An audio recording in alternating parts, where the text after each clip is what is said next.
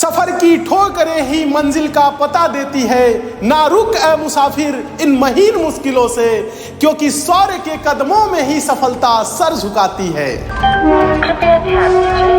भारतीय रेलवे दे रही है आपको सरकारी नौकरी प्राप्त करने का एक सुनहरा मौका। रेलवे ग्रुप डी की तैयारी कर रहे छात्रों के सिलेक्शन को 100% श्योर करने के लिए एसएससी मेकर लेकर आया है श्योर सिलेक्शन बैच, जिसमें आपकी तैयारी को एकदम दमदार तरीके से कराया जाएगा। तो बिना देरी किए अभी ज्वाइन करें एसएससी मेकर का श्योर सिलेक्शन बैच मात्र 350 रुपए में। अधिक जानकारी के लिए डाउनलोड करें एसएससी मेकर का ऐप या दिए गए नंबर पर कॉल करें।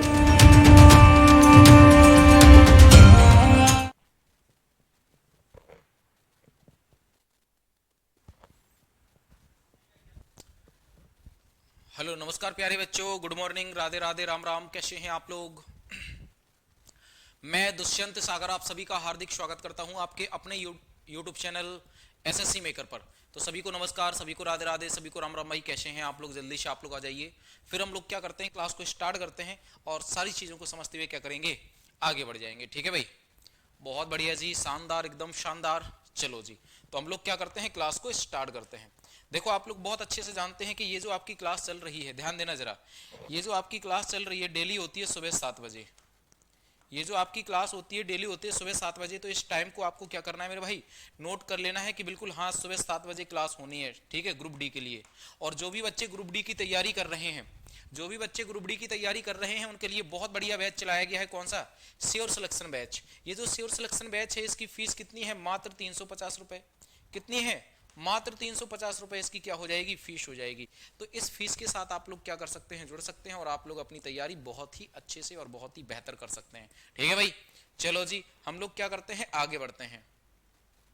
और इसके साथ साथ जो भी बच्चे तैयारी कर रहे हैं, किसकी भाई, ध्यान देना, जो भी बच्चे तैयारी कर रहे हैं एनटीपीसी, जो भी बच्चे तैयारी कर रहे हैं आरआरबी एनटीपीसी की, तो उनके लिए बहुत बढ़िया और अच्छा बैच चलाया गया है। कौन सा? तेजस बैच चलाया गया है। ठीक है भाई, जो तेजस बैच है मेरे भाई, इसकी फीस कितनी है? मात्र 499 रुपए है। इसकी फीस कितनी है? मात्र 499 रुपए है। तो 499 रुपए की फीस के साथ आप लोग तेजस बैच के साथ भी जुड़ सकते हैं। ठीक है, क्लियर है? चलो जी बहुत बढ़िया। अब हम लोग क्या करते हैं, अपनी क्लास को स्टार्ट करते हैं और समझते हुए आगे बढ़ते हैं। ठीक है, आज आपकी क्या है भैया, 18 अप्रैल है। तो आज की ये क्या है भैया, सुबह 7 AM की क्लास है। ठीक है, इस क्लास में हम लोग क्या करेंगे, GK GS plus static GK के कुछ क्वेश्चन पढ़ लेंगे जो कि आपके एग्जाम में आएंगे। ठीक है, और हर एक क्वेश्चन के बारे में हम लोग क्या समझेंगे, एक्सप्लेनेशन समझेंगे। ठीक है, तो ये देखिए, ये आज का आपका पहला क्वेश्चन है, इसका आप लोग आंसर कीजिए। क्वेश्चन नंबर 1, जिसमें कहा गया है निम्नलिखित में से किस तत्व की विद्युत ऋणात्मकता सर्वाधिक है? किस तत्व की विद्युत ऋणात्मकता क्या है, सर्वाधिक है, ये आपसे क्वेश्चन पूछा गया है। ठीक है, तो यहां से दो क्वेश्चन पूछे जाते हैं कि विद्युत ऋणात्मकता सबसे ज्यादा किसकी है, विद्युत ऋणात्मकता, विद्युत ऋणात्मकता सबसे ज्यादा किसकी है। ठीक है भाई, ये क्वेश्चन पूछा जाता है। और दूसरा क्वेश्चन पूछा जाता है इलेक्ट्रॉन बंधुता, इलेक्ट्रॉन बंधुता किसकी ज्यादा है? तो आप कहोगे इलेक्ट्रॉन बंधुता सबसे ज्यादा किसकी होती है, क्लोरीन की होती है। लेकिन विद्युत ऋणात्मकता सबसे ज्यादा किसकी होती है, फ्लोरीन की होती है। विद्युत ऋणात्मकता सबसे ज्यादा किसकी होती है मेरे भाई, फ्लोरीन की होती है। क्या इतनी बात आपको समझ में आ गई? तो आंसर क्या आ जाएगा आपका, आंसर आ जाएगा मेरे भाई सी ऑप्शन आ जाएगा। क्या आ जाएगा? सी ऑप्शन आपका बिल्कुल परफेक्ट आ जाएगा। क्लियर है? समझ गए आप लोग बात को? बिल्कुल सही है, बिल्कुल सही है। जिसका भी आंसर आ रहा है सी, वो बिल्कुल परफेक्ट हो जाएगा। ठीक है भाई, चलो जी क्वेश्चन नंबर हम लोग नेक्स्ट करेंगे। ये देखो जरा आप लोग, क्वेश्चन नंबर नेक्स्ट कह रहा है प्रसिद्ध संत सलीम चिश्ती, प्रसिद्ध संत सलीम चिश्ती रहते थे, तो कहां रहते थे, ये आप लोग हमें बताइए। प्रसिद्ध संत सलीम चिश्ती कहां रहते थे?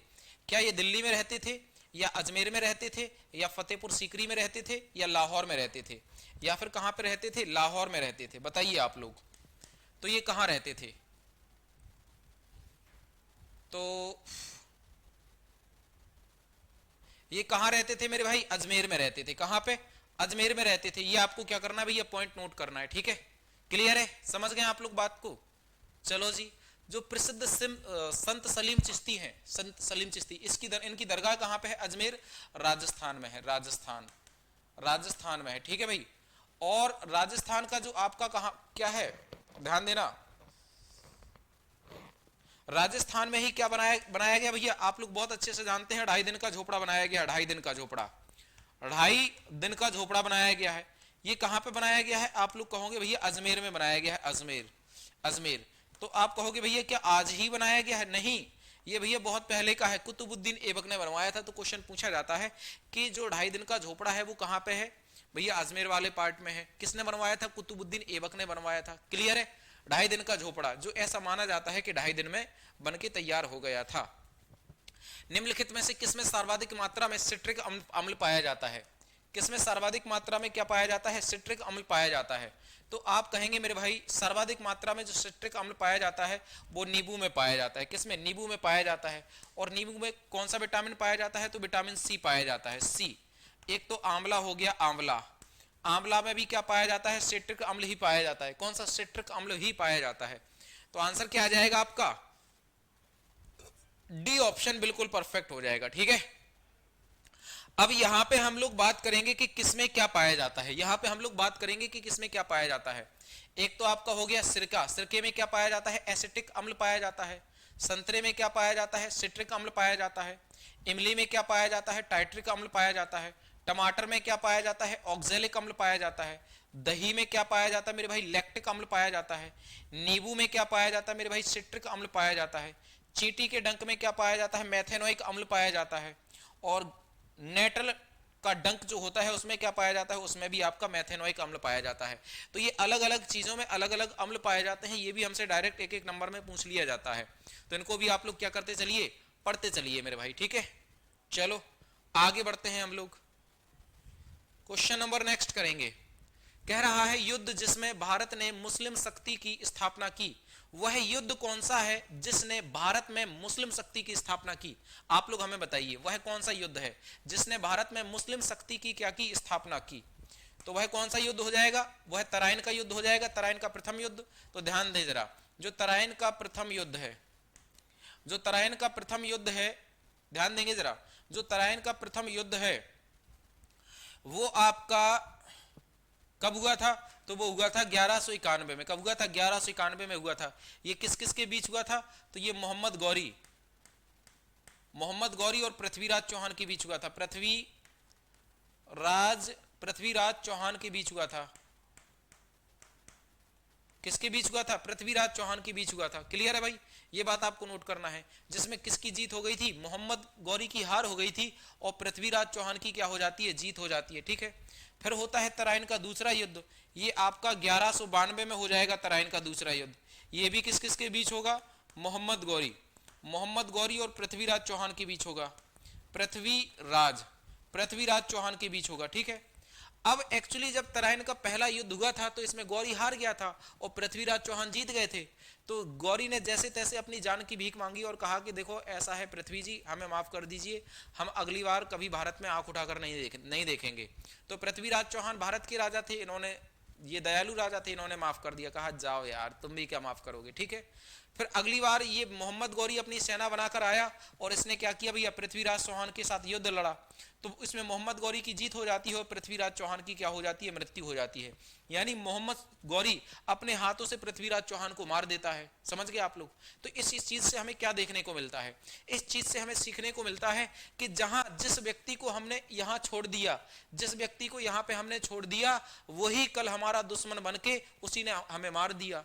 यानी कि कोई भी दुश्मन हो उस पर कभी भी भरोसा नहीं कीजिए और कभी भरोसा करने के लायक ही नहीं है वो दुश्मन। सीधी बात है, दुश्मन यदि कोई काम कोई व्यक्ति एक बार कर सकता है, वही काम वही व्यक्ति कई बार कर सकता है। ठीक है, तो यदि किसी ने आपके प्रति कोई गलत साजिश रखी है ना, गलत साजिश रखी है, तो यदि उसने एक बार गलत साजिश रखी है तो वो अगली बार भी कर सकता है ऐसा काम। इसलिए उससे बिल्कुल सचेत रहिए। पहली बात तो उसको माफी मत कीजिए, ऐसे राजा को तो यहीं पे मार देना चाहिए था, लेकिन नहीं मारा, क्या करें, जब नहीं मारा तो फिर भुगतो, फिर है ना। उतना ज्यादा दयालुपन भी अच्छा नहीं होता है। ठीक है भाई। पानीपत का प्रथम युद्ध कब हुआ था? पानीपत का प्रथम युद्ध हुआ था 1526 में, ठीक है, जिसमें इब्राहिम लोदी की हार हो गई थी और किसकी? बाबर की जीत हो जाती है। बाबर की जीत हो जाती है, ठीक है भाई। और फिर बाबर क्या करता है? मुगल वंश की स्थापना कर देता है, ठीक है।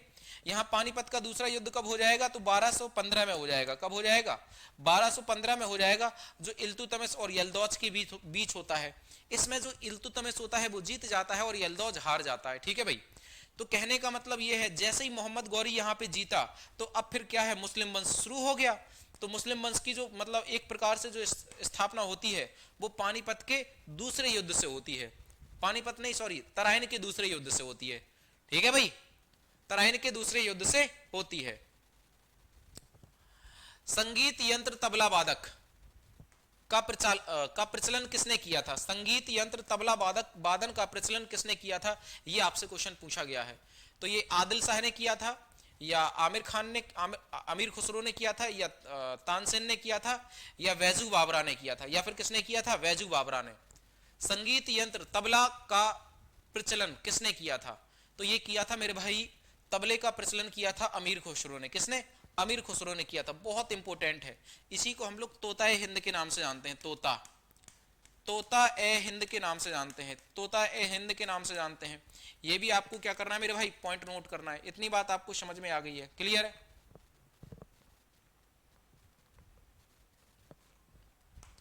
इसी को हम लोग किस नाम से जानते हैं? इसी को हम लोग तोता ए हिंद के नाम से जानते हैं, ठीक है। अमीर खुसरो का जन्म कब हुआ था? जन्म, तो इसका जन्म हुआ था मेरे भाई 1253 में। 1253 में इसका जन्म हुआ था। कहां पे? यूपी के पटियाली में, ठीक है भाई।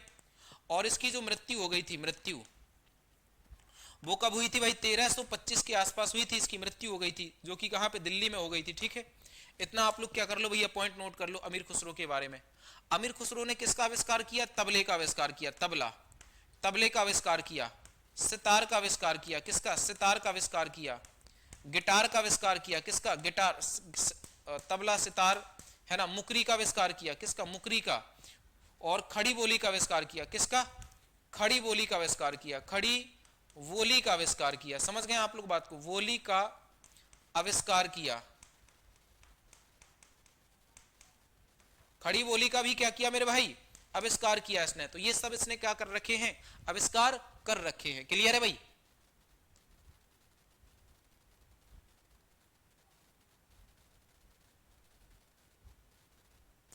चलो बहुत बढ़िया। तो आंसर क्या आ जाएगा आपका? आंसर आ जाएगा बी ऑप्शन, ठीक है। शानदार। नेक्स्ट अगला क्वेश्चन पढ़ेंगे हम लोग। क्वेश्चन नंबर नेक्स्ट, इनमें से किस खेल को पहली बार 1990 में एशियाई खेलों में शामिल किया गया था? इनमें से किस खेल को पहली बार 1990 में एशियाई खेलों में क्या किया गया था? शामिल किया गया था। ये आप लोग क्या कीजिए बताइए भैया। तो किस खेल को? क्या क्रिकेट खेल को, या कबड्डी खेल को, या पावर लिफ्टिंग खेल को, या स्नूकर खेल को, या फिर किसको? स्नूकर खेल को। बताइए आप लोग। तो इसमें से कबड्डी खेल को, कबड्डी खेल को सबसे पहले क्या किया गया था मेरे भाई? ध्यान दीजिए। इसमें से कबड्डी खेल को 1990 में एशियाई खेलों में क्या किया गया था? शामिल किया गया था। ये आपको क्या करना है? नोट कर लेना है, ठीक है। और जो एशियाई खेल हैं, एशियाई खेल हैं, ये प्रथम एशियाई खेल कहां पे खेले गए थे? प्रथम एशियाई खेल कहां पे खेले गए थे? तो आप कहोगे मेरे भाई भारत में खेले गए थे। कहां पे?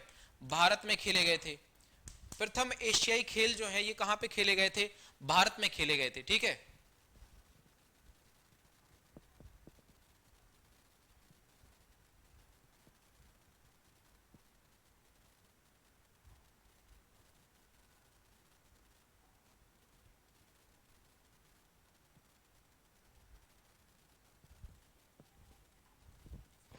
चलो भाई, तो ये कहां पे खेले गए थे भैया? भारत में खेले गए थे प्रथम एशियाई खेल।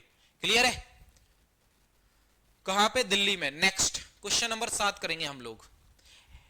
निम्नलिखित में से किसने भारत में प्रसिद्ध पारसी त्योहार नौरोज का आरंभ किया था? जो नौरोज है ये क्या हो जाएगा? एक पारसी त्योहार हो जाएगा। तो इसका शुभारंभ किसने किया था? ये आपको बताना है।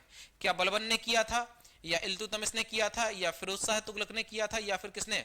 अलाउद्दीन खिलजी ने किया था। किसने? अलाउद्दीन खिलजी ने किया था। तो आंसर आ जाएगा आपका बलबन। बलबन ने क्या किया था? नौरोज त्योहार शुरू करवाया था।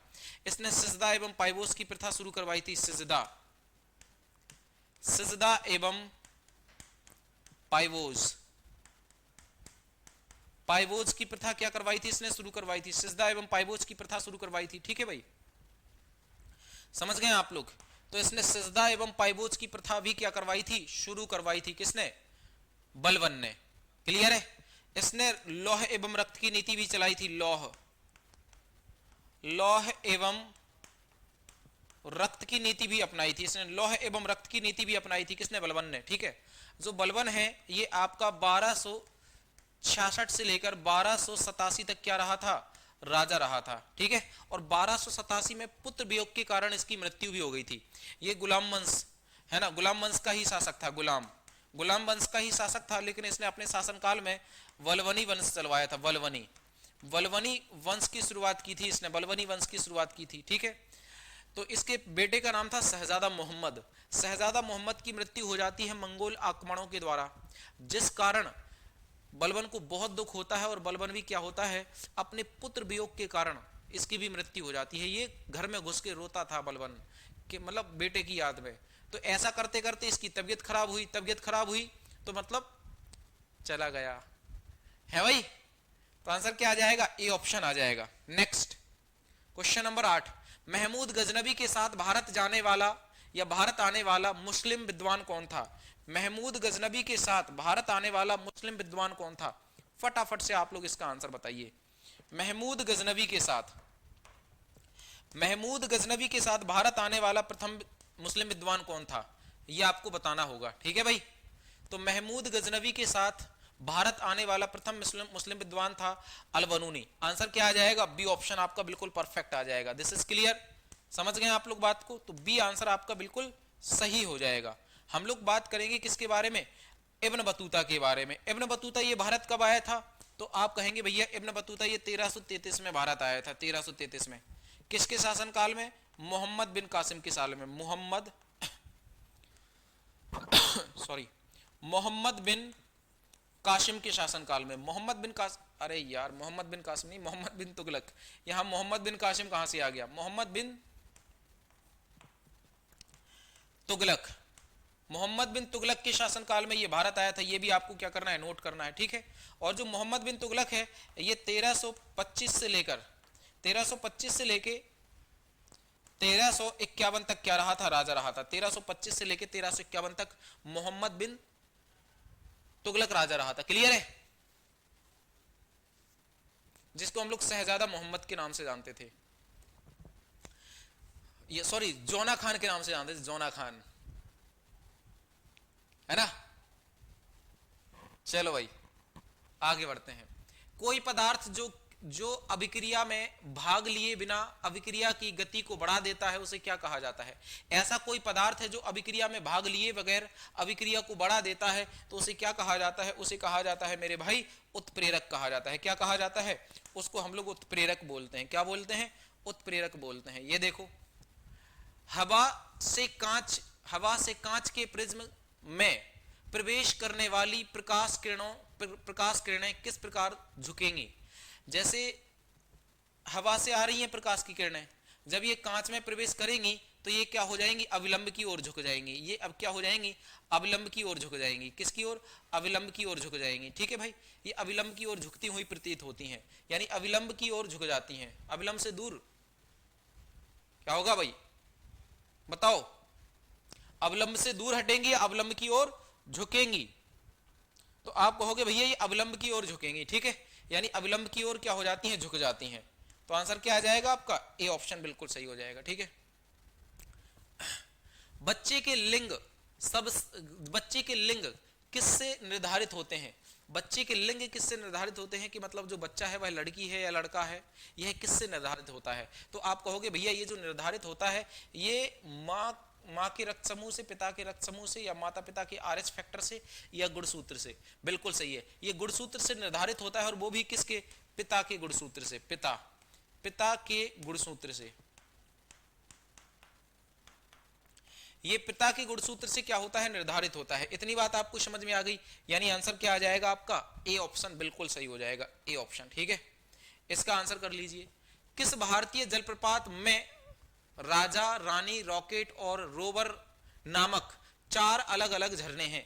एक जलप्रपात में चार अलग अलग क्या है मेरे भाई, झरने हैं। तो ये किस में स्थित है, ये आप लोग बताइए भाई फटाफट से। किस भारतीय झरने में, किस भारतीय झरने में चार अलग अलग झरने हैं? तो जोग या गरसुप्पा जलप्रपात, ठीक है भाई। और ये कहां पे है, कर्नाटक में है। कहां पे है, कर्नाटक, कर्नाटक में है। और क्वेश्चन पूछा जाएगा कि भारत का सबसे ऊंचा झरना कौन सा हो जाएगा, भारत का सबसे ऊंचा झरना, सबसे ऊंचा झरना कौन सा हो जाएगा? तो भारत का सबसे ऊंचा झरना हो जाएगा कुंचिकल जलप्रपात। कौन सा, कुंचिकल, कुंचिकल जलप्रपात। कुंचिकल जलप्रपात क्या हो जाएगा, भारत का सबसे ऊंचा झरना हो जाएगा। 455 मीटर क्या है, हाइट है। और कर्नाटक के शिमोगा जिले में है और बराही नदी पर है। तो ये भारत का सबसे ऊंचा जलप्रपात हो जाएगा। लेकिन सबसे पहले कौन सा था भारत का सबसे ऊंचा जलप्रपात? तो वो जोग या गरसुप्पा जलप्रपात, ठीक है भाई। क्वेश्चन पूछा जाएगा एंजल जलप्रपात, ये क्या हो जाएगा, ये विश्व का सबसे ऊंचा जलप्रपात हो जाएगा। विश्व का सबसे ऊंचा जलप्रपात, ये क्या है भैया, विश्व का सबसे ऊंचा जलप्रपात है। तो ये भी आपको क्या करना है, नोट कर लेना है। आंसर ए आ जाएगा, ठीक है। इसका आंसर कीजिए आप लोग। किस मुस्लिम शासक के सिक्कों पर देवी लक्ष्मी की आकृति बनी थी? किस मुस्लिम शासक के सिक्कों पर देवी लक्ष्मी की क्या बनी थी, आकृति बनी हुई थी, ये आपको बताना है। तो कुतुबुद्दीन ऐबक या अलाउद्दीन खिलजी या मोहम्मद गौरी? तो आंसर आ जाएगा मोहम्मद गौरी। मोहम्मद गौरी की जो मोहम्मद गौरी ने अपने शासनकाल में जो सिक्के जारी किए थे उसमें भैया देवी लक्ष्मी की फोटो बनी हुई थी। तो इंपोर्टेंट प्रश्न है, आप लोग क्या कीजिए, इसको नोट कर लीजिए भैया, ठीक है। क्वेश्चन का आंसर डी आ जाएगा। नेक्स्ट, केल्विन ताप को सेल्सियस ताप में बदलने के लिए आपको दिए गए ताप में क्या करना पड़ेगा? 273 को क्या करना पड़ेगा, माइनस करना पड़ेगा, 273 को घटाना पड़ेगा, ठीक है। क्लियर है? जब वो किस में बदल जाएगा, केल्विन ताप को सेल्सियस ताप में बदलने के लिए, केल्विन ताप को सेल्सियस ताप में बदलने के लिए आपको क्या करना पड़ेगा, 273 माइनस करना ही पड़ेगा। बनारस हिंदू विश्वविद्यालय किस राज्य में स्थित है? तो ये उत्तर प्रदेश में है, उत्तर प्रदेश के बनारस में है। और इसकी स्थापना किसने की थी? इसकी स्थापना हुई थी भैया 1916 में। किसने की थी? मदन मोहन मालवीय ने। मदन मोहन मालवीय ने इसकी क्या की मेरे भाई, स्थापना की। बहुत इंपॉर्टेंट है ना, बहुत इंपॉर्टेंट है।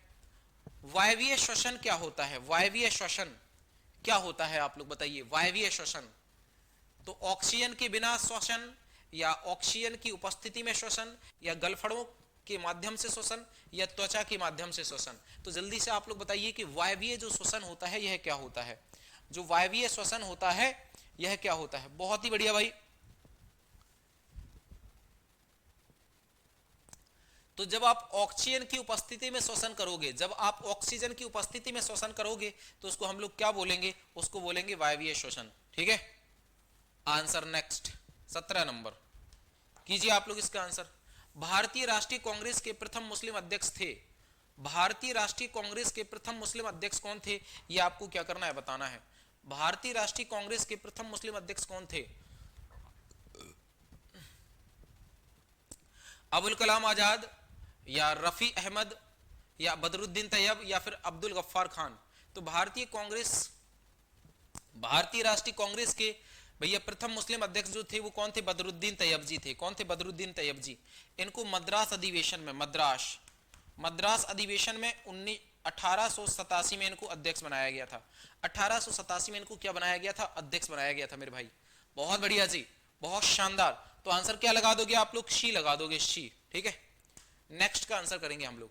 निम्नलिखित में से किसका निर्माण अकबर ने करवाया था? किसका निर्माण अकबर ने करवाया था? तो जामा मस्जिद कहां पे है? दिल्ली में है। ये दिल्ली वाली जामा मस्जिद हो जाएगी, ठीक है। कुतुब मीनार कहां पे है? दिल्ली में है। ताजमहल कहां पे है? आगरा में है। आगरा में है। तो एक हिसाब से इन तीनों का निर्माण किसने करवाया है? नहीं, तीनों का निर्माण नहीं करवाया है, ठीक है भाई, आगरा। अब हम लोग बात करेंगे कि किसका निर्माण किसने करवाया है। ताजमहल का निर्माण शाहजहां ने करवाया है। शाहजहां ने करवाया है। आप लोग जानते हैं शाहजहां की जो पत्नी थी मुमताज महल, है ना, इसकी मृत्यु हो गई थी 1631 में। तब जाके शाहजहां ने ताजमहल का निर्माण करवाया था 1632 में। आप लोग बहुत अच्छे से जानते हैं। कुतुब मीनार का निर्माण करवाया था कुतुबुद्दीन ऐबक ने, और जामा मस्जिद किसने बनवाई थी? दिल्ली में शाहजहां ने बनवाई थी। तो बुलंद दरवाजा आपका 1602 में बनवाया था अकबर ने। बुलंद दरवाजा आपका 1602 में बनवाया था अकबर ने, और गुजरात विजय अभियान पर। तो यानी आंसर आपका ए आ जाएगा। आंसर क्या आ जाएगा मेरे भाई? ए ऑप्शन बिल्कुल सही हो जाएगा। 19 नंबर, भारत में प्रथम सफल मुस्लिम आक्रमणकारी कौन था?